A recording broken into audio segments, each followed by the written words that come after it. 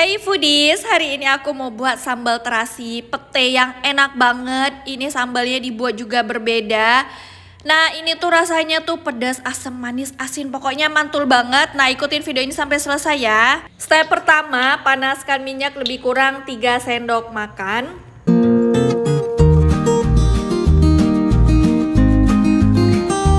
Selanjutnya goreng 3 siung bawang putih dan 3 buah kemiri. Aduk hingga berwarna kuning keemasan.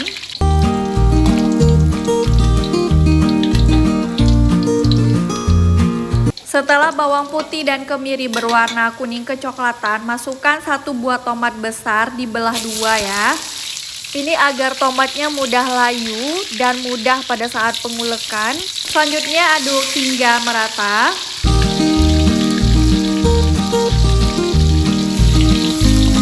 Nah, setelah tomat dikira layu seperti ini, masukkan 200 cc air.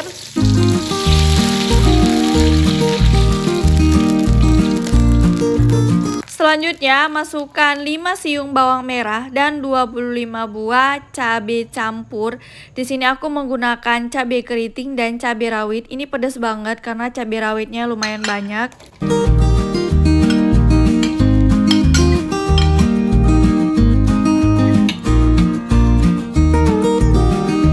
Selanjutnya, biarkan semua bahan-bahan ini menjadi layu atau airnya menjadi sedikit ya.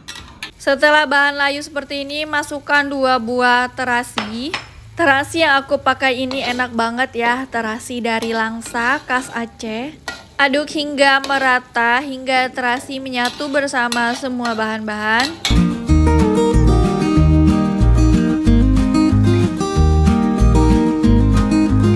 Masukkan gula jawa 1 ruas jari aja. Nah, di sini aku pakainya 2 ruas jari karena aku nanti bakal pakai jeruk nipis banyak banget. Setelah air menjadi sedikit seperti ini dan semua bahan menjadi layu, matikan kompor dan tuang ke dalam cobek untuk diulek. Nah, seperti ini semua bahan menjadi layu ya. Selanjutnya masukkan kaldu. Nah, di sini aku menggunakan kaldu jamur merang, ini non MSG ya. Ulek semua bahan. Koreksi rasa, bila kurang asin maka tambahkan garam. Setelah pengulekan selesai, aku menambahkan 2 buah jeruk nipis. Ini agar rasa sambalnya lebih mantul dan lebih segar.